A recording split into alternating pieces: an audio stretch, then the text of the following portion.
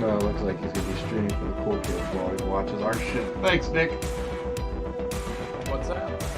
Fucking Nick's like, we'll be streaming while I watch. Like, thanks, Nick.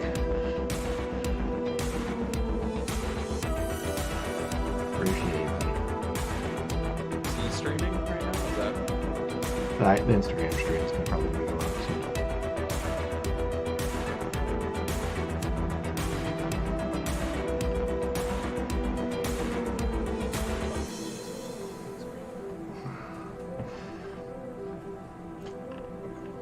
Where do you come from?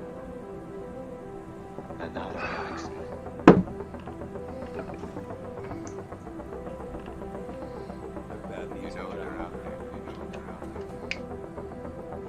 And I was down on my knees a lot this week, Corey. Oh, You know? okay. And now they hurt. My knees, my back was hurting yesterday, my freaking feet were hurting. It's almost to the point where like my back is in so much pain every day that I'm almost to the point where I can feel it. I've almost achieved so much pain that it's enough. I just don't think my body's used to the working thing again yet, so. Yeah, you'll get there. It's like, it's cyclical, right? Like you hurt at first, and then you adjust, and then you go to the point where you just start hurting again. Oh, thanks for the encouragement No, there. Like, it's gonna work. It's like, it's gonna stop hurting, but then you're gonna be doing it for so long, like, it's just gonna start hurting again. You're just gonna have to deal with it. Yeah. So enjoy this while it lasts, you know, or at least when you get to the point where you get used to it, enjoy that. You're not there yet, but enjoy it while it lasts, because it's not gonna last long. No, it doesn't. It doesn't. It doesn't last long enough, anyways.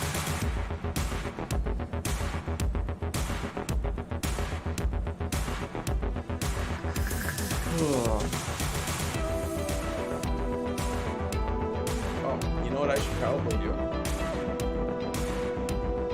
Probably pull up the stream. Might be good. Or at least the chat.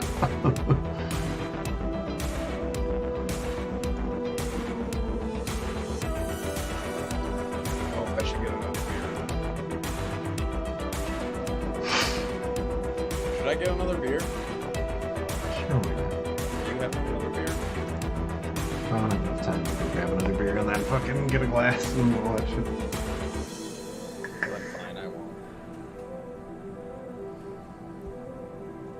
Where do you come from? Another galaxy. YouTube!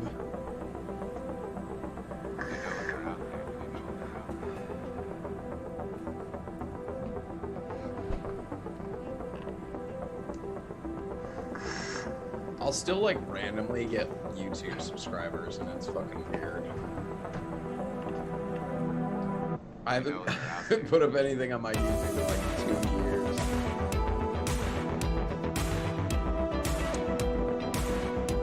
But like I have almost 250 subs.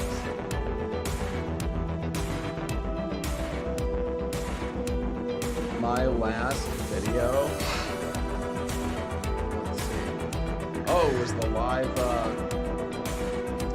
Poonsauce fundraiser that we did. And that was December last year. But prior to that, the last video was September, or there was over a year between videos. September 23rd, 2019.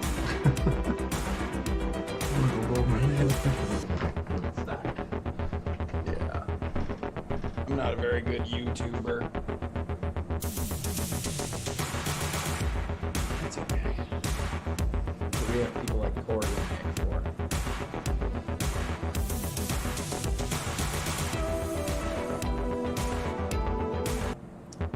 They do the tubes. I don't do the tubes. I guess I kind of do the tubes.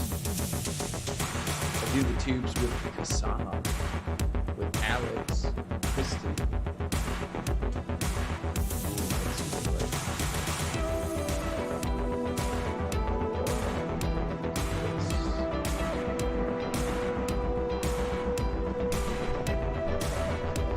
Okay.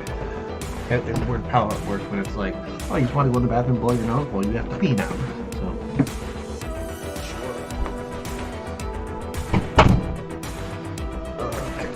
Let's get this shit started.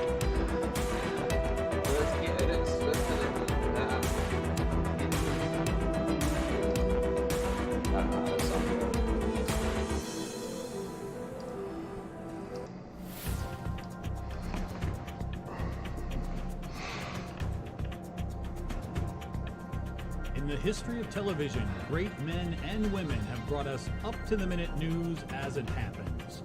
From the moon landing to the dangers of secondhand smoke. Sometimes they even make us laugh. The one thing that stays the same, everyone wants to know what's in the news. From the Voss News Network, your host, Poonsauce and LoganExhales, and to give the show some credibility, LoganExhales. And now, back to the studio. Boom. What is going on, everybody? Happy Wednesday and happy What's in the News Wednesday, I guess you can say. I don't know if that makes any sense, but it is What's in the News Wednesday. Yeah, it kind of goes together, but whatever. What is going on, everybody? How is just call it What's Wednesday. No, because do we have to end in a question mark? I feel like we have to. Yes, that's what we should do. What's Wednesday? What is it? I don't know. Is it a being? Is it just a state of mind? I don't know. We'll say it is the oddest day of the week, right? Like Wednesday. It's the oddest spelled. It's the only day of the week that I spell wrong on a daily basis. I have to sound it out when I spell it. Like I have to phonetically say like Wednesday when I spell it. I rely on my autocorrect whenever I spell out Wednesday. Dude, relying on autocorrect is dangerous sometimes. And I'm the same guy who, whenever I spell banana, has to sing the Gwen Stefani song in my head to do it. It happens. I don't know. My phone will not let me like swear at somebody. Like if I'm like really mad at somebody, my phone is like, duck you. And I'm like, bro, listen, leave the ducks out of this, okay? Right. Thanks, Nick. DPA.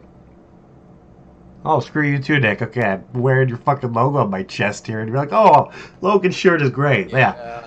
That's awesome. I mean, we should, though. We should legalize drug use. Yeah. We should have done it a long time ago. Like right. 50 years ago. Well, ladies and gentlemen, we got a few things scheduled on the docket this evening. Not really much has happened within the past episode. Like one big major thing and like a whole bunch of things we've just been kind of talking about that are expected. Small things and one thing that we're going to talk about that we're going to induce a rage sweat on everybody, and I hope you guys are enjoying the ride because we're going to be angry and we're going to make you angry in the process, and that's what our intentions are. I feel like it's that scene from the Avengers when he's like, you know, what's your secret or whatever. And Bruce Banner's like, I'm always angry. Like that's my secret too. I'm just. Well, do you want to get that? I've reached this anger zen, you know, at this point in my life. Like I'm just so mad at everything that I'm just kind of at peace with it. I mean, instead of going like all you do would be is like ah.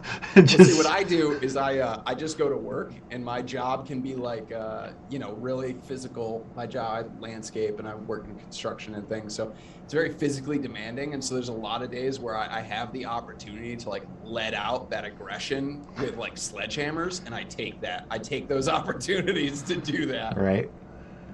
Like today, we have an excavator that's got a bad pin and bushing in it that I had to get out, and my boss was like, well, here's a sledgehammer, we just got to get this pin out. And I was like, fuck yes, that's my job. Give me the sledgehammer. Let me go at this. I got it out. So your boss is looking over, you're letting out like, some unusual grunts. Like, okay. Yeah, don't worry, Logan's fine. He's just beating on an excavator right now. It's cool. Right. Well, do you want to start with the most anger-inducing one to get that out of the way so we could... I want to start out with what you have been vaping, Corey. Oh, yeah, we do that. It's a vape show. We do that here. This is a vape show. Right. Yeah, Nick, I don't know how you do what you do, man. I just assume that you're always just as mad. I feel like he's just angry. I give a lot of credit to Nick, especially like when Nick still does reviews. That's one of the things that like I have so much respect for people who do reviews now, still do reviews now, because like when a new thing comes out, I'm like, cool, atomizer. That it has airflow and grub screws, right? You know, like I'm at that point where not a lot of like new shiny vape things like excite me. Like it has to be really, really cool to like excite me. And I'm just kind of like, oh yeah, that's that vapes. Dual coil, cool. It's got airflow, dual air. Oh, cool, yeah, sweet. Does it take an 810? Awesome. You know, so kudos to people out there like Nick who still do reviews and stuff, because yeah, I think it takes a lot, especially like to be excited about new stuff. Like it's got to be really, really cool for me to get excited about it. Mm. But anyways, yeah, vaping. What we're vaping, right? That's what we do. Yeah, what are you vaping? I was gonna have 2 setups, but then I ran out of liquid in the mech I was using, so I'm gonna rebuild that and rewick it and shit. But right now I'm just vaping on the Mix GT4S combo. GT4S is always on some kind of mod being used. But inside of there I got some Splash Island Breeze. Ooh, they're almost Splash. Almost it's done almost with like that. reddish. Yeah, it's old. But it's tasty. Well steeped. Yeah, it's well steeped. Matthew Welch said a button and a 510? Stoked. Yes. Count me in. I love it when mods have 510s. Like, that's my favorite thing. Well, at least you got that out of the way. Yeah. But the real question is what you're vaping on have a 510? So I'm boring, you guys. It's the same. This is my ride or die every week. It's just the Aegis, I don't know, something with a built-in nano, mini, whatever they call it. Slide sitting on top. Those 0.8 Z coils, which are just fantastic. I've got some 10 milligram water Malone in there. I know, 10 milligram. I'm weird. I'm boring. It's cool. And then last Sunday on the come down, we set this up. It's the Lost Vape Gruss with the Type 2 sitting on top. There you go, Nick. You still use that 2. Damn mod with the popsicle stick? Dude, and everything? I just hate the name. Like, I love this mod. The feel of it, the weight of it, the construction of it, the look of it. I love this mod. I just hate the name. Like, whoever at Lost Vape was like, we should call it the Gruss. Fire that person. Right. Fire them. just let them Gruss. Anyways, horrible name, great mod. Mm-hmm. Type 2 on top. And in that, I've got some key lime pie from Pie Liquids. Are you hip to Pie Liquids? Is that Pie spelled Liquids. PYE? PYE. Pie Liquids. It's an 80 V e-liquid. Doing a show. 80, like the number 80 V e-liquid line. Key lime pie. It's pretty good. I really wish there was like a crust. Is it throaty at all? I feel like it's... No, it's not throaty. It's 3 milligram. It's not throaty. It's good. The key lime, the lime is really sweet. It's creamy, but not like milkshake creamy. It's like whipped creamy.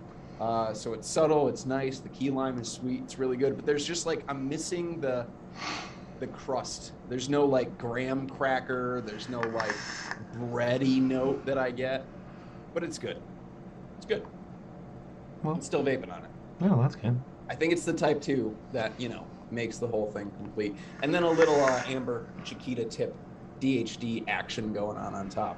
You always have to have a DHD on, like whenever it's a 510, kind of just drip tip, you just have to use a DHD Chiquita. It's just meant for it. I mean, DHD tips are basically on everything that I use, almost. This is the only, like, stock tip that I use.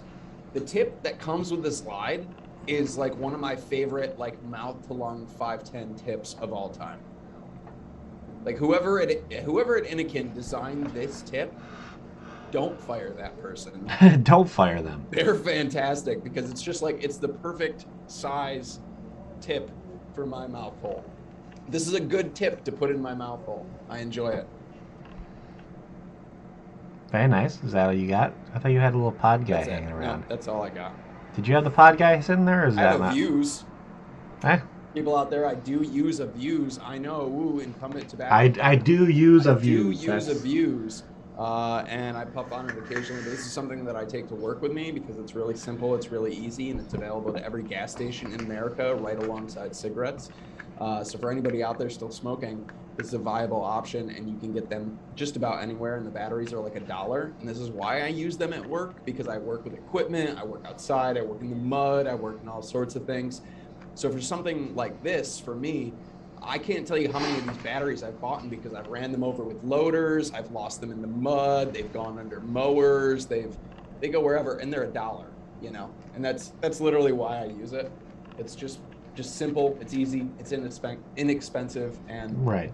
It keeps me from smoking. Hey, I got this ready for my day that I'm gonna be flying out to Houston with Will. Yeah, what is that? A little disposable guy. Yeah. Cool. Just gonna have that in my pocket, and just because when I fly, I don't travel with anything like set up and ready to go with liquid in there, because that's just a disaster waiting to happen. For sure. Matthew Welch said views got my mom off Juul. I mean, either way. Yeah, I mean, I wouldn't.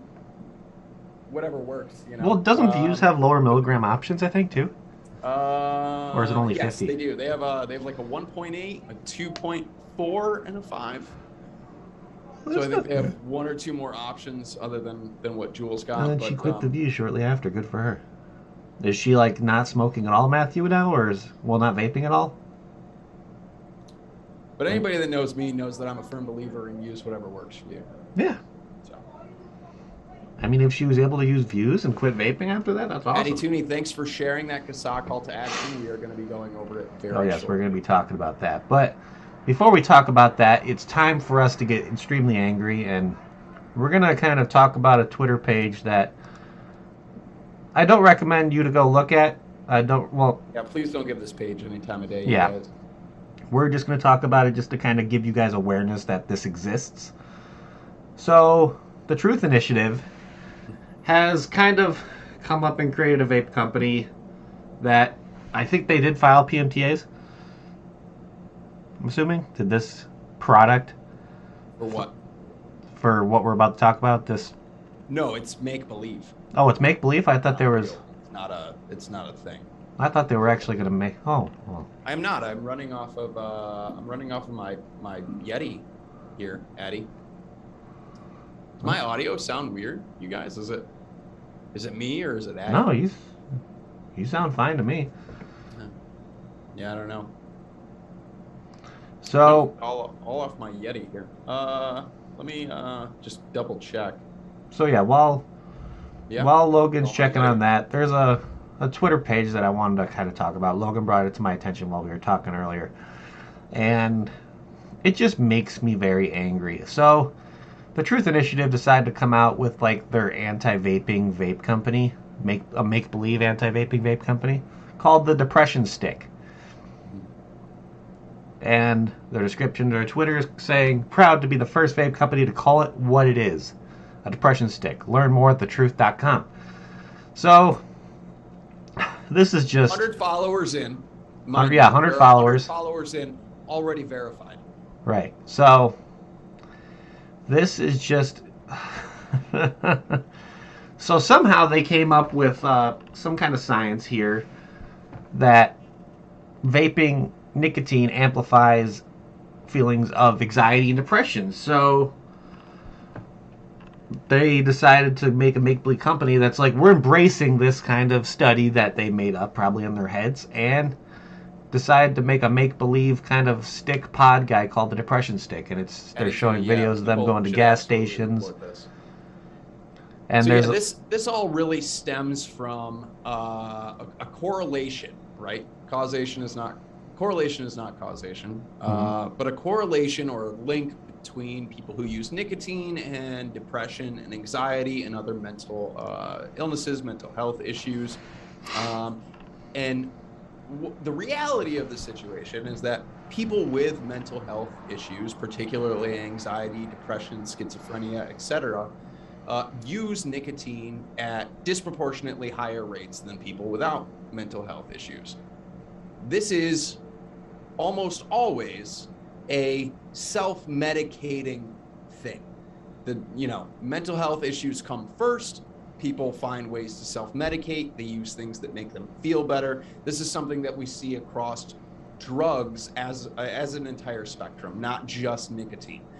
So we take that correlation, or at least Truth Initiative has taken that correlation, flipped it on its head, which is something that anti-nicotine advocates and things like this have done for years with smoking, trying to say that, oh, look, if you smoke, or now like Truth is doing, if you vape, this will cause you to be depressed, as opposed to the opposite, which is the reality of the situation, that people who experience mental health issues seek something that makes them feel better, which for a lot of people is one of the first legal viable options that are out there. Nicotine. That's the reality of the situation. So what Truth has done is taken that same old narrative of, cigarette smoking will make you depressed or cause anxiety or all these things, and they've put that into the vaping space. They've created this entire company, or this entire page, this whatever depression stick page on Twitter. And it's really sick. It's a lot of gaslighting. It's a lot of glorifying depression. The advertisements and things and videos that they have posted on this page are gross and extremely offensive to people who have mental health issues, to people who have depression. And it's just really sick. And it's really telling what the Truth Initiative has become. That they are willing to mock, make fun of, and gaslight people who experience mental health issues for the sake of their agenda. Yep. And that really is my rant before I just get really mad about it, because it's just gross. It's just I'm looking at some of their little advertisements they have, their little kind of 10-second videos, to where it's like there's one that says, "Why be happy when you could be sad?" and it's showing the depressant stick. And they're like glorifying, oh, this can get you feelings of depression and anxiety, like they want you to get this stuff. It's ridiculous, absolutely ridiculous. So there's let's not glorify and gaslight, depression and people with mental health issues. Truth Initiative. That would be great if we would actually try to do things to help people with mental health issues, as opposed to just mocking them for the sake of our agenda. And their commercial for this is just ridiculous, because the guy's like, I created this product to make depression convenient. Are you fucking kidding me? Yeah, it's sick, dude. It's absolutely sick. It's like, now we know the lengths that the Truth Initiative is willing to go. Yeah. I mean, we've seen it time and time again. Of all times, while we have huge, teen suicide rates are up right now, and they have been through this pandemic, through everything that we've been going through. So really, this is a tough time for young people. This is a tough time for all of us, but this is a really tough time for young people. They're isolated. They're dealing with all of the world that's going on around them. They don't have a lot of experience in life to fall back on. And we have a company, Truth Initiative, that is supposed to be advocating on behalf of teenagers, that are now mocking those teenagers who are dealing with these issues. They are now gaslighting these teenagers who are dealing with these issues and making light of their mental health issues. And I think it's sick. That's all I've got. I just think it's really gross. And I really hope that no one, if you're following this page, I hope that you unfollow them. I hope that no one gives them any light of day, time of day. And thank you for sharing, Addie. Thank you for sharing all that in chat. It's like, I don't even recommend going to this Twitter. Don't even give it any views. Don't even give it any don't even click anything on there. We're just doing that. Just like Addie said earlier in chat, report the page and move on with your life, because it's just gross. But I wanted to kind of just make note of showing that the Truth Initiative is willing to just kind of raise a new low. They will. There is no low that is too low for truth. Yeah, it's sickening. It's kind of like the people that thought this was a good idea should be ashamed of yourselves. It's just, you're a disgraceful human being.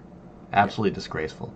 Yeah. But going on a little bit further here, we found out, I believe this happened probably about 5 days ago. So we all know that there's been a bunch of MDMOs coming out with the PMTAs and all that stuff. A bunch of companies have been a bunch of denials have been brought out. Marketing denial orders. Yeah. Well, FDA issued 295 more MDOs that from companies that's like, there's some pretty big names on this list here. When it comes to the U.S. vape market and everything, where this company has liquid in probably every vape shop across One of the America. big ones that you and I discussed earlier is Avail. Yeah, Avail's on there. Avail is a company that, I mean, you want to talk about a company that spent real money, big money on PMTAs? Avail. Avail was one of them. They were one of the companies we were going to be looking out for to see if they went through. It's like if a company like this went through, there might be a chance. Because the amount of money they spent, the kind of ownership, the resources, the studies they put forward, and a lot of, not a lot, but some of these bigger companies, and I don't want to speak for Avail because I don't necessarily know what information is in their PMTAs, but a few of these companies did have a number of the studies and evidence or parts to their PMTAs that other companies have been issued MDOs because they were lacking things, product-specific evidence, RCTs, things like this. So, yeah. There's even companies on here that are owned by Big Tobacco as well that got denials. So, going through here, I want to just make mention of some of the bigger names that are kind of putting in our heads where it's like, I'm not going to speak for Logan here, but I'm going to speak for myself. Looking at this and seeing some of the names on here, my ideal situation thinking that flavors are going to go through the PMTA process are just getting slimmer and slimmer, to be honest. Just by seeing some of these names on there and seeing how much they have invested in this U.S. market and probably the amount of money a lot of these companies put into their PMTAs, seeing them just get straight up denials, it's kind of, I want to say, a defeated feeling. Because you probably know how much money and fucking... Definitely doesn't leave you with, like, butterflies and optimism. No, looking at this list doesn't leave me with any kind of sign of hope. Yeah, it's a tough list. Yeah, so I'm going to name a few of them here just to kind of give people an idea what... And you'll probably recognize these companies. I'll make mention of the products that are known from these companies. First one I see right here is 7 Days. The ones that make the Red's Apple, Red's, all those flavors. Probably they're in every vape shop. Almost, I would say, a good chance they're at least one vape shop in any state. At least. Probably any of the main chains that you see in any state, 7 Days is there just because it's a hot seller. Let's see, you see people like we talked about Avail, which has high stakes and everything. We got companies like Beard Vapor Company, which... Yeah, that's a big one right there. Let's see what else we got. Casadaga. That really surprised me as well because there's nothing really... I don't know, it's just... There's one on that list for people who are familiar with Turning Point brands that makes the Solace line. Yeah. I was talking about companies that are owned by Big Tobacco. Cosmic Fog. Yeah. Got MDO. Well, let's see. Who else do we got here? Yeah, there's a number of them. Element E-Liquid. Yeah. Element is a company that is based out of the UK. They decided to branch out and open up to the U.S. market and open up location. I think it was in Florida, if I remember. I couldn't tell you. Then Element was one of the first flavors that got me off of got off of smoking. I was a big hookah smoker before I switched to vaping, and the Element Pink Lemonade is the flavor that switched me over. So that was a big kind of like personal hit for me. Flavor Labs. FDA is telling you that the liquid that helped you stop smoking will not help other adults stop smoking and is not appropriate for the protection of public health, Corey. Yep. And Flavor Labs is on here. That's, if I believe correctly, Flavor Labs is Jam Monster and all them, right? I believe all the Monster stuff is SS Vape. Oh, is that SS? Okay. Yeah, I believe so. Let's see. We got Humble. Which is also on that list. So Humble is known for making e-liquid that's affordable for anybody. You can get with 120 ml bottles of Humble for a really good price. I've only had a few Humble liquids. They weren't always my thing, but I know a number of people that swear by Humble. Right. I've never had anything personally from Humble. And I've always thought that Humble had really nice branding. Branding. It's one thing about Humble that I liked. It was simple, humble, just, black and like whatever Monster Labs Super Rug, yes, but I believe the parent company to Monster Labs is SS. I could be wrong, but I believe it's SS Vapes. Let's see what we got here. And the thing with Humble is, like, trying to brand yourself as a company that's affordable for people who may not have a lot of money to work with and be able to get bottles of liquid for... I have a bottle of Humble actually sitting in the bedroom right now. It's like something kiwi. Yeah, I whenever I looked online for seeing an online store that had a Humble, they were selling 120 ml bottles for like $10. Sure. And that's if you Which want to. I know for a lot of people have certain things to say about e-liquid companies that sell 120s for $10. Right. But regardless, we talk all the time about the vast majority of people who smoke are low-income people. And when we talk about, we need to convert people who smoke into safer products. So companies that produce e-liquids that are affordable, that's just a good thing. Yeah. Maybe it's not a good thing for your craft e-liquid company and you're selling $40 30 mils. Maybe that undermines your profits or whatever. But in regards to people who smoke and in regards to harm reduction, companies that produce affordable e-liquids that are just as safe as any other e-liquid on the market, that's a good thing. Yeah, 100%. Yeah. So let's look here where we're at. We're at Humble. Innovape is on there. Innovape was a big company that I saw. They were, once the PMTA process started, they were one of the first companies to kind of get through the stages of the process. And with that Vape PMTA website that me and Logan have talked about in the past, they were one of the first companies to show on like different stages of the filing process. And now they got the MDMO. And okay, this one right here, it sounds familiar to me. JD Nova Group. I'm trying to remember what company that is. I don't know if that's like a mainer, like a bigger owner of a smaller business. I don't know, or maybe they have smaller brands that they do. I don't know if that's a lab. I don't know, but that JD Nova Group sounds familiar. And anybody in chat that may be able to kind of... JD Nova was the group that was first denied that first like 4.5 million. Okay, so that's them. Okay. EMTAs, yeah. Gotcha. They have a number of lines and things like that out there. So, yeah, JD Nova is like a parent company. Yeah. And we got one that's, to me, I've seen them popular in other states. I know they're pretty popular in the state of Florida when it comes to like stuff with purge and all that stuff. Johnny Copper. Yeah. Let's see. We got juice roll-ups, which I was never really fond of their branding and all that kind of stuff. No, so I'm not surprised. Branding, I don't know. I've never tried it. I've never tried their liquid. So but with them, I'm not surprised that they got an MDMO at all. Not with branding like that. Not when you're trying to play off of like fruit roll-ups and things like it's not gonna fly. Here's one that I got really surprised with. So there's a shop kind of chain around, like, I think they were in the Indiana area, and they had a location that branched out into the northwest suburbs, and they made a lot of house liquid. Everything was made in the lab and all that kind of stuff. Liquid Nicks. They were a great vape shop. I knew the owner.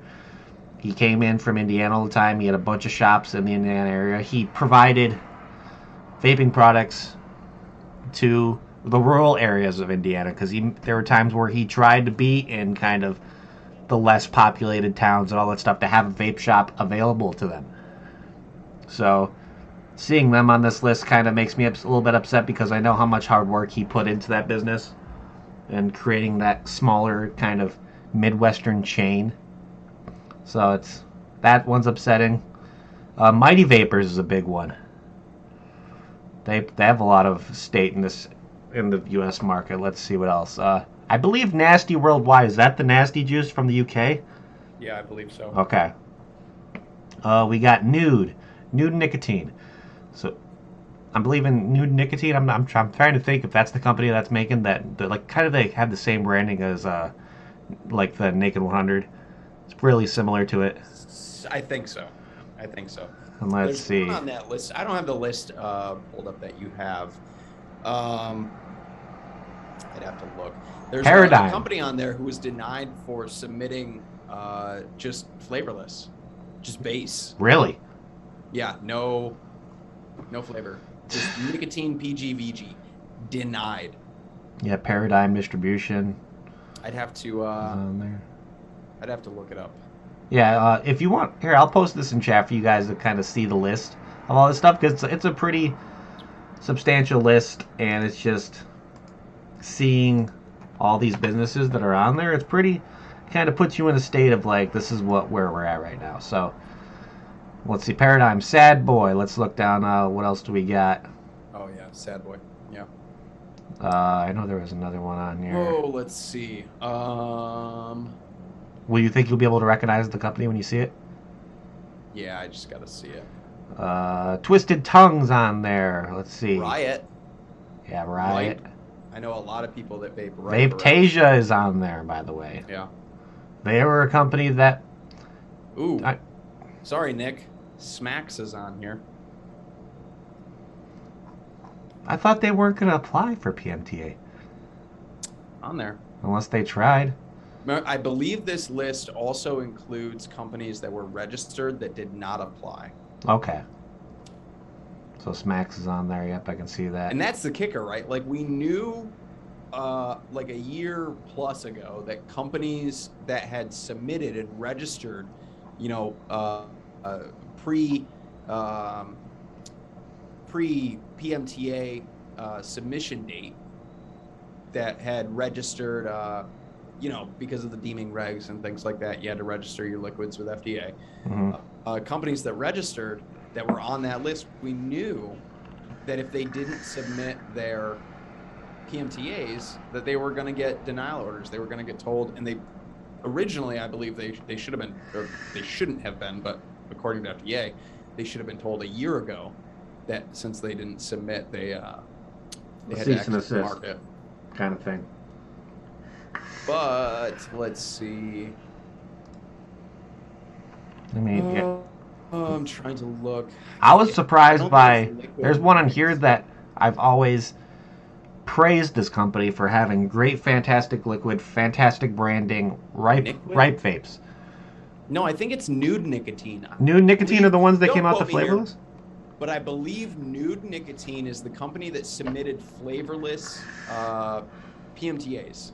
I mean, it was worth a shot. Bottled e-liquid that's just base. Essentially, like, if for anybody out there who's ever gone to something like Liquid Barn and ordered pre-made base in like 3 milligram or something that you just add your flavor shot to, that kind of base that's just PG, VG, and nicotine. I believe Nude Nicotine is the company that submitted flavorless and still got marketing denial orders.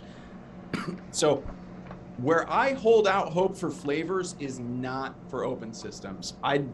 Personally, this is where we're at, and this isn't like a quote me or whatever. This is just a very personal take. I don't think we're going to see a single open system bottled e-liquid in a flavor get an approval, get a marketing order. I think right now, I think FDA just wants to deal with closed systems. And that's something we've talked about a lot in the past. FDA has already expressed this themselves, that the best chance any company has is with a closed pod and device system, kind of all in one thing. Essentially, something like this. Not necessarily this, not saying that Views is getting anywhere, like but this. something like this. Something that is just a closed pod, boring tobacco that tastes like dirt system. This is probably the closest thing that may get through.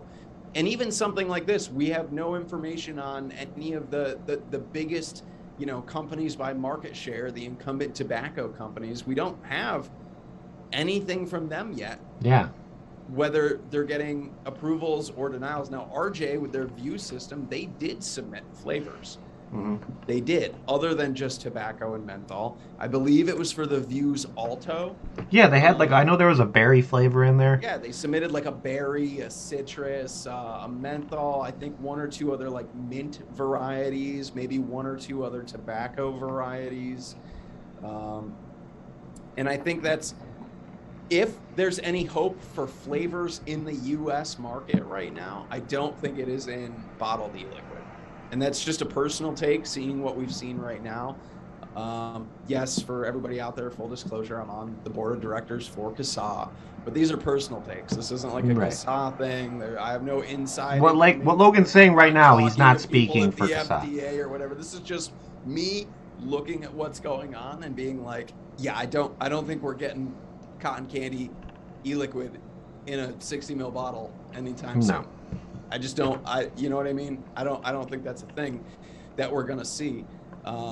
So right now, as far as flavors go, I still hold out hope for flavored pod systems, but I don't think we're gonna get cotton candy, bubble gum, unicorn puke in a 60 ml bottle in 3, 6, 9, and 12. Like I don't think that. I think that's kind of off the table right now for FDA. Liquids for we'll see. Open systems in general, I think, are just going to be.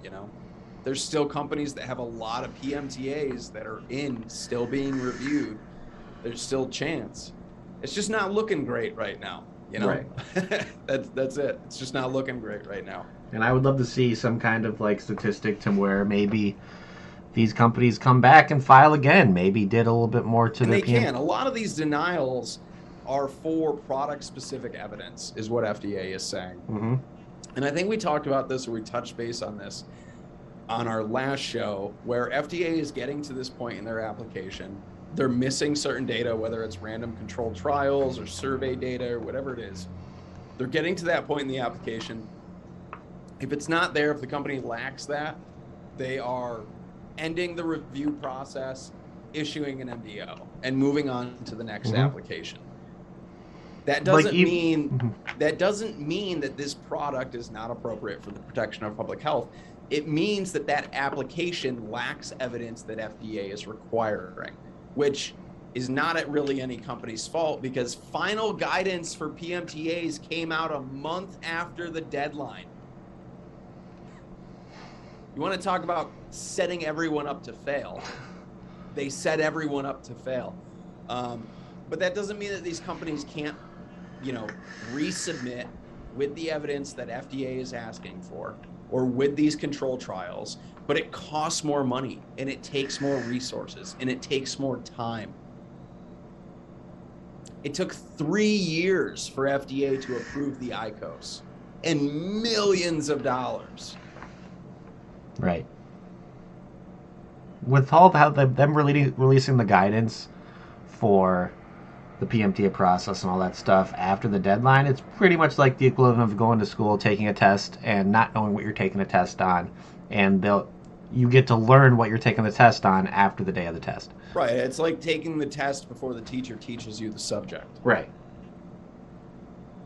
It's like an entrance exam to where it's like you have no idea what's going to be on it.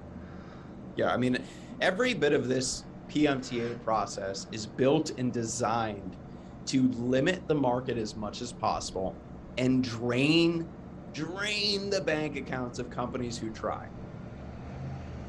And they're succeeding in a lot of those avenues. The PMTA process was never made for vaping, right? No. The PMTA process was made for leaf tobacco products. It was designed for cigarettes. It was designed for cigars. It was designed for smokeless. It was not designed for e-liquid and vapor products, period. It existed before, well, not necessarily before, but it existed without these products in mind. It was created without these products in mind. And so when you try to take products and adapt them to this process, it's very difficult. It's very rigorous. And it doesn't work very well. Yeah. And it is most certainly not designed to accommodate small mom and pop manufacturers. That is not how the FDA plays. They do not want 1,000 small mom and pop manufacturers on the market that they have to keep tabs on, review, and review, survey data and post surveillance and all these things. FDA wants to deal with the same incumbent tobacco companies they've been dealing with for decades, and that's it. I guess FDA hasn't been dealing with them for decades, but that's it. That's all they want to deal with. Right. I mean, we're moving towards decades now, but that's who they want to deal with. The same people they've dealt with for years. And it's shitty because it's just proving that it's like they want to just continue to do what they're doing, not want to do any more work than they have to. It's like, why should we have more manpower to do something that really wasn't intended for these people applying? And now these small mom and pop shops and all that stuff are going to take some financial hits from it. And it sucks. And the big thing to remember, too, is that CTP, the Center for Tobacco Products at FDA, is funded by user fees from incumbent tobacco companies. Yep. Kind of feels like a conflict of interest, but it is what it is, I suppose. Well, guys, it's time to get into the real meat and potatoes of why we're here today. Probably the most impactful. Right, that was just the veggies on the side. Yeah, what we just gave you guys was the appetizer and maybe a little bit of a. What we had was the bloomin' onion of the Outback Steakhouse. And now we're going to come in with the mediocre steak that you're about to get at Outback Steakhouse. Burn. If you want medium rare, well, you're just going to have to go shove it. Yeah. I asked for medium rare. They brought me out a lump of charcoal. Then they taxed me on it. So, if you guys haven't seen it, I believe Nick and Danielle talked about it last week on Tuesday Bro News Day. Nick mentioned it on the vlog last week as well.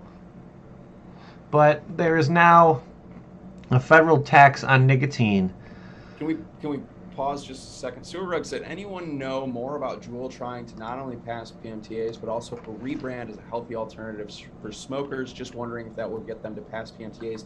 Juul and or any company out there is prohibited from making any kind of health claim. Mm-hmm. So I don't know where Juul is trying to rebrand as a healthy alternative, but they can't. They're prohibited from doing so. They would have to seek what is a modified risk tobacco product approval for that, which is an MRTP, which is an entire additional process they'd have to go through in order to make any kind of health claim.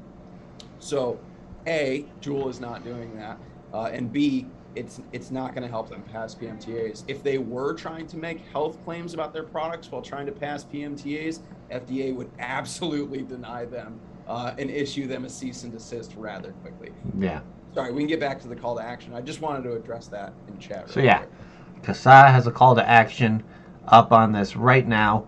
The bill was introduced. It's a federal excise tax on nicotine, and it's absolutely insane when you look at the numbers on this. I'm going to throw the link to this tax on nicotine in chat for you guys. It's the CASA call to action page itself. Gives you all like the numbers and all that stuff. So I'm just going to go through this. So the White House Ways and Means Committee have revealed that is considering a tax proposal on nicotine and tobacco as part of the funding bill for President Biden's Build Back Better plan. The provision is designed to equalize taxation across all tobacco and nicotine products. In other words, the tax on demonstrably less harmful products like vaping, snus, and smokeless tobacco would be the same as the tax on cigarettes, the most harmful tobacco product. In addition, the taxing all nicotine and tobacco products as if they were a cigarette. The provision increases the federal tax on cigarettes by 100% and raises all other tobacco taxes up to this new level. So what does this increase look like for safer nicotine alternative products? So nicotine used in vapor products, synthetic TFN, and tobacco-derived. That's a key point where we should pause for just a moment. Because right now, in regards to FDA authority, FDA has the authority over nicotine made from or derived from tobacco. We talked about this last week, and actually this is another thing that I want to discuss really quick, because I made a mistake last week talking about TFN. TFN does not come from other nightshade plants. TFN is also a synthetic nicotine. Okay. So I just wanted to correct my statement from the last episode there. It's all synthetic. TFN, or whatever we call synthetic, is either R or S, synthetic nicotine. I'm not super well versed in synthetic nicotine, so I'm just going to end it there and say, I'm sorry, everyone, I was wrong. But this tax covers synthetic, and it covers TFN, regardless of FDA's authority over those products. And a lot of companies right now, even companies who submitted PMTAs, even companies who have gotten MDOs, are switching over to TFN or synthetic to continue to sell their products because FDA does not have the authority over them. And that's great for people who smoke right now, but if this tax kicks in, it will still cover those products. So going through, it kind of talks about more of the detailed stuff. We'll get into like more of the details of bottle size, nicotine strength when we get to it. So what it's saying is it's $100.66 per 1,810 milligram of nicotine, which is about, I would say, $0.05 dollars per milligram. And let's see, to put this in more relatable terms, this new tax would add $10 to a 30 ml bottle of 6 milligram. And the tax, let's see, the tax on smokeless tobacco will be raised from $1.51 per pound to $26.84 per pound, which will equal around $1.68 an ounce.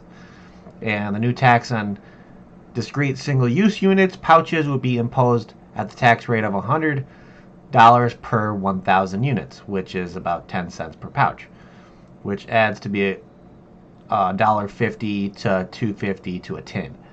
And under proposal, the tax on 1 Juul pod will actually be higher than the tax on a pack of cigarettes. So, looking at this chart, if you guys are in chat right now looking at this, it kind of gives a really nice chart. Big shout outs to, I don't know if Danielle's the one that put this chart together. It was a collaborative effort.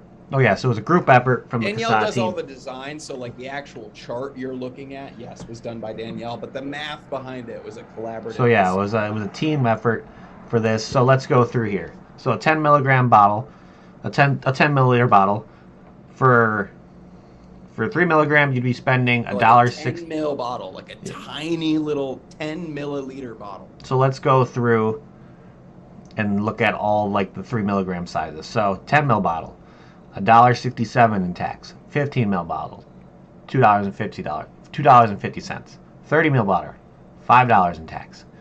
60 ml bottle, $10.01 in tax. So yeah, for this bottle, this 60 ml bottle of 3 milligram e-liquid is going to cost an additional $10 in just federal tax. 10 extra bucks for your 3 milligram 60 ml bottle of e-liquid. And oh wait, it gets better.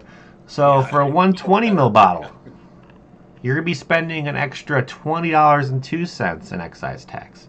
But this is where the real kicker is here.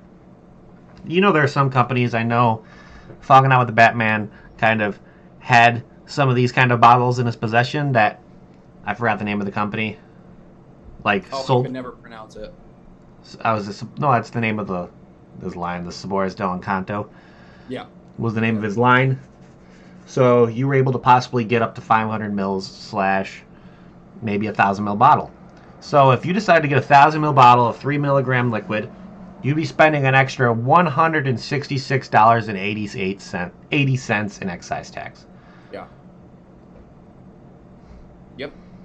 And so, if you're not a 3 milligram vapor, if you think 6 is what keeps you off cigarettes, if you wanted to get a 120 ml bottle, you'd be spending an extra $40.03. If you're a 12 milligram vapor and you get a 120 ml bottle and that lasts you maybe 3 months, some people do that, you'll be spending an extra $80.06 on excise tax. Yep. And with 18 milligram, it goes up to $120, and then 24 milligram. And one of the biggest crushers in this tax not only is just going to cut into the pockets of, everyone who vapes, and it's going to deter just about anyone who smokes from switching, but DIYers are going to get For a Fuck. 1,000 ml bottle of 100 milligram nicotine, you're looking at paying an extra $5,560 in just tax. Yeah, I'll say it again. $5,560 in just tax. So for all the folks out there sitting with a freezer full of nicotine right now, there's a good chance you're sitting on gold. Like Clear gold. literal clear gold. Yeah, this is absurd. This is atrocious. I mean, we already know Minnesota is a great example, I believe, of a tax that deterred thousands, tens of thousands of people from switching over. This federal tax just extrapolates that across the country, right? So a number of people who currently vape will no longer be able to afford the liquids that keep them smoke-free, and cigarettes will be readily available and cheaper. So many people will revert back to smoking. Thousands more, hundreds of thousands more, will look at the price of these products and say, no, it's just cheaper for me to continue to smoke, will be deterred and will not make the switch. And that's not only to vaping, but to other safer nicotine products like Corey talked about, pouches, smokeless tobacco, things like that. So yeah, this tax sets everyone up to either not switch or revert back to smoking.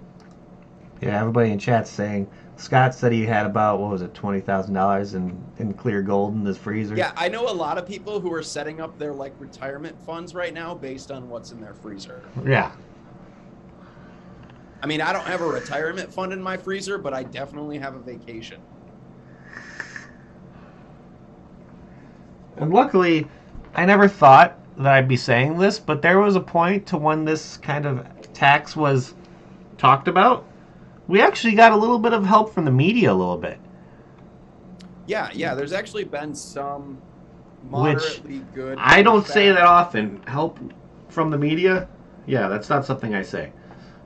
Because bare minimum, we recognize in this country that right now, the floating somewhere around 15% of adults in this country that still smoke are low income and marginalized folks in this country.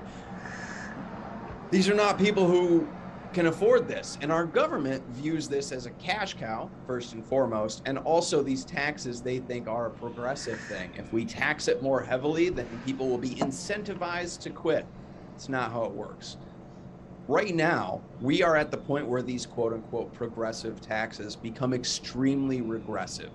You have people who are already low income who are going to be taxed even heavier. I mean, you have people who prioritize smoking over groceries. And I've been there. I've definitely budgeted less money for groceries and budgeted more for cigarettes. I've been at that point in my life, and I understand that quandary, and I've done that. I've absolutely done that. So I wasn't alone. There are millions of people like that who are in that situation. Biden's promise to not raise taxes on Americans who make under $400,000 a year. When you talk about the vast majority of people in this country who smoke, almost all of them make under $400,000 a year. So this whole, we're not going to tax people, we're not going to tax the poor anymore. We're not going to tax the disenfranchised anymore. You absolutely are with this proposal. This tax is aimed at no one else. This tax is 100% aimed at people who smoke and aimed at people who use nicotine and aimed at folks who make under $400,000 a year. Period. You're not getting this from the wealthy. You're not getting this from upper class Americans. Upper class Americans don't smoke. Right. They do other stuff. They do other stupid shit. It's just the reality of the situation. This tax is absolutely aimed at people who make under $400,000 a year without taxing them directly, because you're not taxing a necessity. You're taxing what they would consider a luxury. Smoking, vaping, all of that is an optional thing. It's a luxury for people. So you're taxing a luxury item, not a necessity. And that's how they're skirting this whole, well, we're not taxing the poor anymore. But you absolutely are, because the only people who smoke are poor because they're stressed out because they're poor. It's sick, dude. Like the whole premise of this is literally to get blood from a stone, you know, and it's sick and it's awful. And I still see a whole bunch of people talking about their retirement funds in their freezer in chat right now. But yeah, it's fucked up. To me, it's the equivalent of laying on the ground, bleeding out, and somebody that makes over $400,000 a year is like, "You're not bleeding enough. We need you to bleed a little bit more here, okay?" We need a little bit more from you. And by a little bit, we mean a lot. And this just falls right back into the old quit or die, right? Like this is quit or die mentality period. We're going to tax this so heavily that we're either going to force you to quit or you're literally going to die. Like you're going to starve to death because you can't. And you're going to continue to pay these erroneous taxes and not pay your bills, not afford groceries, not make your car payments.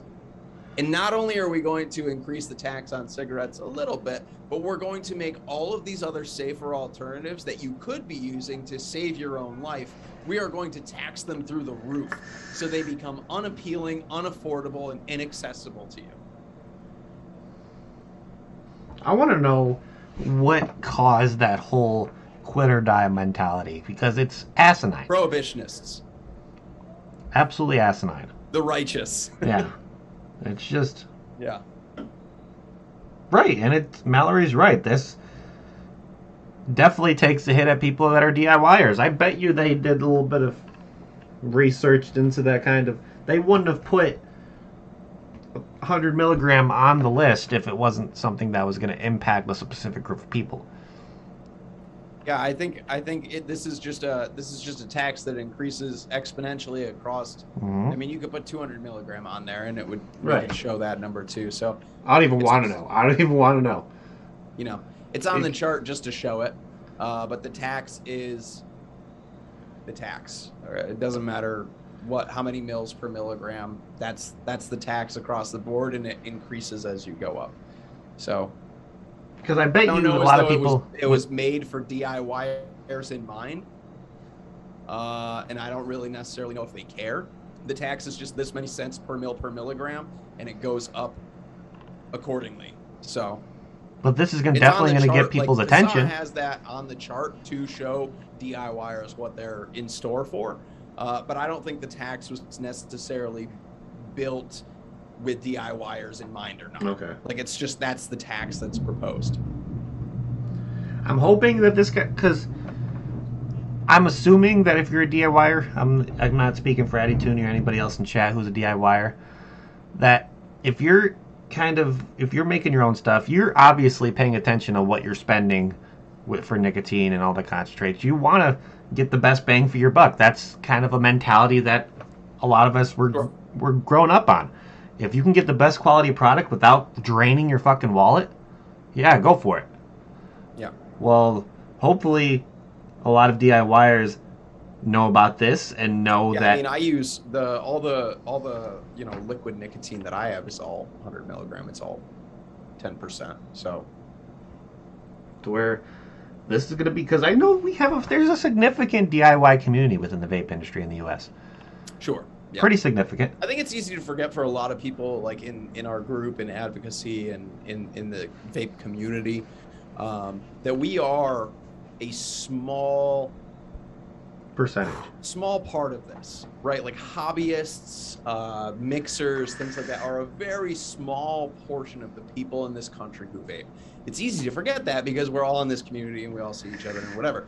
The vast majority of people are people who use Juuls and Vuses and stuff from gas stations or disposables or things like that are quick, easy. They walked in, they bought this thing, it helped them quit smoking, they're out living their lives. That is the vast majority of people in this country who use vapor products. Even though that there are, thousands of hobbyists and DIYers and our community is huge, we are still a small portion of the number of people in this country who have switched, but it affects us all. Yeah, this is a very big and detrimental thing that I feel like everybody that's a vapor that in this chat right now, if you haven't done this call to action, I don't even know why you're here. I'm going to say it right now. If you haven't done this call to action Why are you If you even haven't watching done this call to action, I just want you to leave immediately and go do it right now, please. And thank you. It'd be greatly appreciated. When it comes, I don't have. Last thing that Corey shared. When it's like, I have faith in everybody in chat that they have probably done this call to action already. I mean, everybody in chat right now, when it comes to names that I recognize, Addy's probably done it probably more times than how old he is by now. And Kasa, we make it really easy. You know, these call to actions are super easy. You just have to fill them out. I will say the caveat to all of this, there is a pre-done message. It's an excellent message, and I highly encourage people to leave it in the email that you send, but include your story. Right. Include why these products are so important to you. Include how they helped you. Include the benefits that you've seen from them. And put that part above the pre-made CASA message. And this is important. Don't put it below, but please include it and put it above the message that you want it to be the first thing that they read. Well, the bigger part of, yes, first and foremost, yes, but the even bigger part of that is when these emails get sent out, and we've had thousands of these emails sent out already, so thank you to everybody who's done it. But what happens with like automated email filters and folders and things like that is when the emails start coming in and it's the same email, it's the same header, and it's the same first verbiage of the email, and they get thousands of those, a lot of those just get sent to a spam folder. They get flagged as spam and they get sent to a spam folder. Whereas if you put your story included in that email first and foremost, it makes it a different email, it stands out, it's unique, and it doesn't just get drafted into a spam folder. It will make it to where it needs to go. So that is a really important thing, and I hope that people do that when they send these out. We include all that extra stuff that you can leave there. We encourage you to. It's all good information for your lawmakers to have, but please include your story and please put it above what we've already done. I wanted to make a quick, me and Logan were talking about this when we were talking about this call to action. It's like, the cool thing about when you do this call to action, when you kind of put in where you are and like your address and all that stuff, it tells you the 3 representatives that, or whatever representatives that are in your area, this would be sent to. It gives you the exact people this email is going to. Yeah. On my side of things, it's not really a good list. Yeah, Corey's got shit luck. Yeah, I'm just gonna put this out there. 2 of these people are probably some of the most anti-vaping, disliked from the vape community representatives within the country, I would say. So first off, we got the U.S. Senator, Mr. Dick Durbin, on my list. Then we got Dick. Then we got U.S. Senator Tammy Duckworth, which I really haven't heard her thoughts on it. I don't really. Tammy. Yeah, Tammy, where you at? And then, do I have to? We got the worst of them all. Somebody that, in my opinion, is up there with the likes of Stanton Glantz and, in my opinion, Mr. Mike Bloomberg, who I dislike the most in this entire country, in the world, I would say. People that I dislike, this guy is probably within the top 3. And that is Mr. Raja Krishnamurthy. Raja! That person hanging out with Meredith and Ave. All the photo ops. Yeah. Mallory and I do not have some really good luck when it comes to who this email is going to. Greg said in chat, I wish I could fill out the call to action, but as someone living outside of the U.S., it's not really an option. CASA should have an international application separate from the U.S. It doesn't work like that. You have to be a U.S. resident. But, Greg, what you can do is share it to all of your American friends. Anyone that you know in the States, please send this. Send this out. Whether they vape, they smoke, they know someone who smokes, they know someone who uses snus, they know someone who uses pouches, maybe they use them themselves. Regardless, send it to everyone that you know and share it wide. Just because you're not a U.S. resident does not mean you can't be an ally. We can still use your help. Please. Thank you. Yeah, Greg, that's a great idea. That if you can do that, that would, I bet you if you have a good couple of friends that may not tune into these shows or kind of tune into advocacy because stuff. these are sent to specific representatives and things for and from constituents, it just doesn't work that way. Right. It'd be great. And CASA is not an international organization. We're an American organization. So it doesn't really work that way. But that doesn't mean that you still can't share it far and wide. Yeah, you're going to get a lot of those, Mallory. You're going to get the generic cookie cutter email response. Don't get disheartened by them. Don't let them down. Expect them and do it again. That's all I can tell people. I've gotten thousands of those cookie cutter, yeah, we heard you. We hear your concern. Epidemic. It's the same response. It is what it is. Don't get disheartened by it. It's a pre-written thing that's the response. It's just what it is. Most likely, the representative you send it to is never going to read it. It's probably going to be their secretary that's being one reading it. Yeah. So, don't get disheartened by them. Your chance of your representative being the one that's actually reading the email you send are very slim, in my opinion. Yeah, and if you do get one of those cookie cutter whatever email responses, the takeaway is that your email made it where it needed to go. Mm-hmm. That's what you need to take away from that. Not that you got some generic response, but that your email made it to where it needed to go. Right. And moving on to something that would be it's a great kind of filler to what we're talking about as well. And it's also kind of our ending segment that we always do here. Where me and Logan like to go on to CASA's website and we like to look at some testimonials that have come in. Because testimonials is a big thing, in my opinion, on the CASA website. One of the biggest things. Because... live experience. Right. It's actual evidence that we see. It's not like studies and all that stuff. It's not a scientific study. It's evidence done by actual people. And sure, it's what some would say is anecdotal. And unfortunately, we can't use our testimonials as any kind of like research thing, just because they're kind of collected haphazardly at the pace of the people that submit them. But nonetheless, they are the lived experiences of people who quit using safer nicotine products. And it's a really incredible thing when you kind of dig through the testimonials and start reading them, like we're gonna do a few today, because it's just encouraging as a constant reminder that there are still people quitting right now. There are still people finding these products right now, that these products work, and they work really, really well. And this is a good kind of page to look at, to where it's like, if you're not sure how to explain your story and you just kind of want to get a little bit of idea of what people are doing when they're trying to get all the representatives telling their story, this is a great page to look at.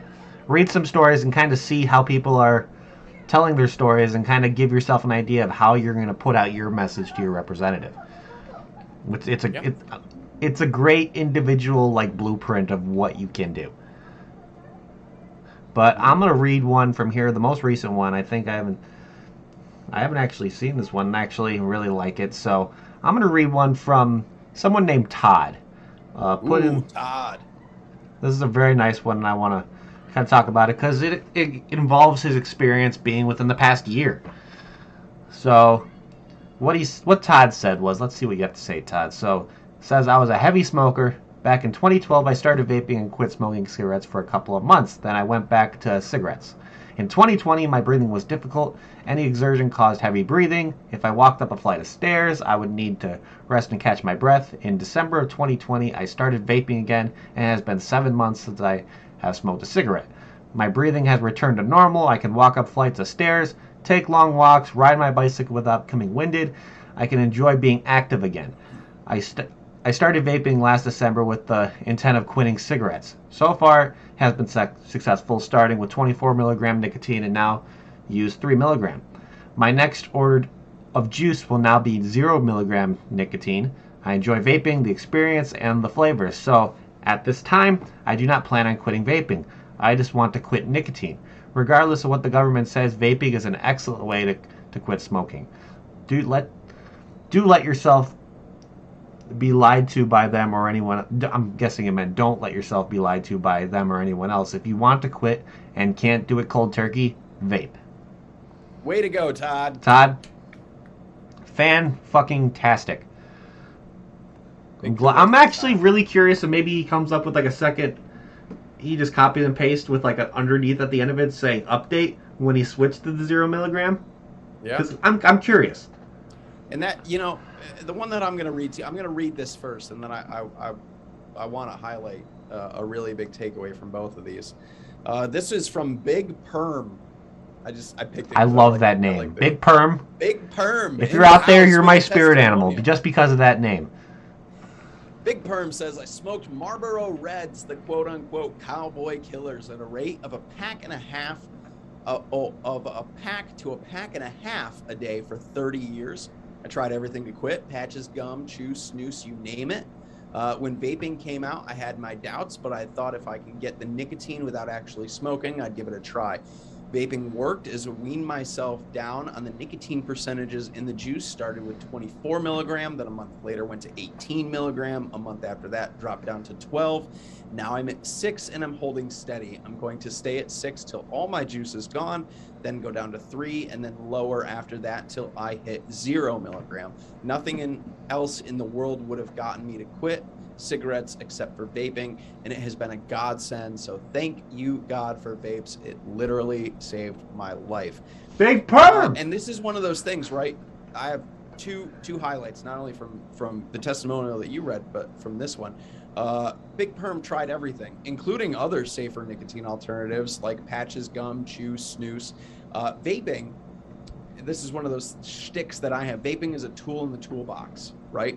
Vaping is not any better than people that switch over to snooze or use smokeless or buy gum or whatever works. It is another tool in the toolbox. All of those other tools in the toolbox failed for Big Perm, but vaping worked. Now, a highlight from both what Corey read and the one that I read is that step-down process. That step-down process is one of the biggest things that makes open systems work. It puts people in control of their nicotine. It puts people in control of being able to say, I'm at 12. I want to go down to 6. I want to go down to 3. And it respects people's autonomy, and it allows them to choose what works for them at the rate that works for them. And that's a beautiful process. That's one of the biggest things that FDA is actively destroying right now, is that process for people. But big shout out to Big Perm. I think it's awesome. He's down to, or she, Big Perm. They're down to 6, going down to 3, hoping to be down at 0. You got yourself a goal, and I hope you stick with it, Big Perm. Yeah, hope you stick literally with it. It literally saved my life too, Big Perm. Literally saved my life too. And it's seeing stuff like that is what keeps me and Logan doing this, because we see people in control of their own vice. We say before, all the time, everybody has their own vice when it comes to drinking, smoking, vaping, you name it. Sure. I was very much in that step down process. I went from 18, and then I went down to 12. I went down to 6, and then I settled at 3 for a while, and then I kind of just left and abandoned the idea that I had to give up nicotine, because I started to find that I was vaping a lot. And I said, you know what? I'm crushing 60 mils in a day and a half right now at 3 milligram. And so I went back up in nicotine, because nicotine isn't the issue. And so my nicotine levels are literally whatever satisfies me. And I vape more or less depending on whatever it is. My key takeaway ended up being I don't need to quit nicotine. I just need to not smoke. And whatever helps me do that is what helps me do that. And so my nicotine levels, I was in that process, and then I decided I'm getting to the point where either I'm going to spend all of my money on liquid, or I'm going to go back to smoking. And so for me, it was I'm just going to up my nicotine, and I'm going to find whatever satisfies me on any given day that isn't combustion. And so for anybody out there like me, you're working your way down and you start to kind of stumble, or you think you're spending too much, or whatever that case may be, rest assured, nicotine isn't the issue. Use what satisfies you. Use whatever helps you not smoke. If your goal is to hit 0, work towards that goal. If your ultimate goal is to just not smoke cigarettes, then don't concern yourself with that milligram number as much. because I was for a long time. My goal, I was like, oh, I need to quit nicotine, because initially when I started vaping, I knew very little about nicotine. I knew very little about tobacco harm reduction or vaping or safer nicotine products. I just thought, okay, I need to quit smoking and then I need to get off nicotine. And that was like my shtick, for a little while. And then the more I learned, the more I kind of went through all the ebbs and flows of learning about nicotine and safer products. I just settled on the idea of like, I just need to not smoke. And whatever helps me do that, that's my goal. That would be my testimonial. I have one in there somewhere. It's a few thousand back, but right. That would be my updated testimonial. But other than that, ladies and gentlemen, that is what we have for you guys this evening. So thank you everybody in chat for hanging out. You guys are amazing. We wouldn't be doing this if it wasn't for you guys. Of course, we're always doing this to make sure that possibly somewhere down the road that somebody who isn't a part of such a great community that we're a part of has the opportunity to see this, and for them to know that you're not alone in this fight. There are thousands and thousands, millions of people that are going through the same thing you're going through. And it's time for us all to band together, and seeing how these people are stepping down, like I said before, taking control of your own vice, having that freedom to have that choice. Let's not lack and have them take that ability away from us. That's why we all need to band together. Do this call to action that's out there right now on this nicotine tax. It's detrimental that you do so, because imagine how many lives this will impact if this goes through. Do you want to be on that list? I sure damn don't. But other than that, that is what we have for you guys today. So thank you again, everybody, for hanging out. You guys are awesome. Hit that like button if you haven't already. And I'm going to steal it from Logan. I'm going to steal it from Grim Green, because it's some of the best things you could say. I don't really care if somebody else is saying it. I'll steal it right from Nick. Go ahead. Vaping is at least 95% safer than smoking. They can't hide from the science forever, and they can't stop us. They won't be able to. We'll continue to be too loud for them to handle. They'll try to shut us up, and they will never succeed. So thank you everybody again for tuning in. Thank you, Addy Tooney, for the links. You were awesome. And do yourself a favor, after you end the stream, do the call to action again, and just take a hit of your vape, because no matter what the government does, they can never fully take this away from you.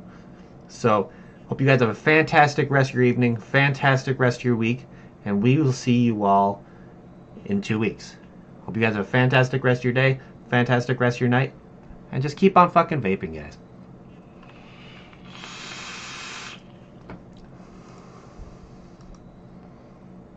Boom. Boom! We did it.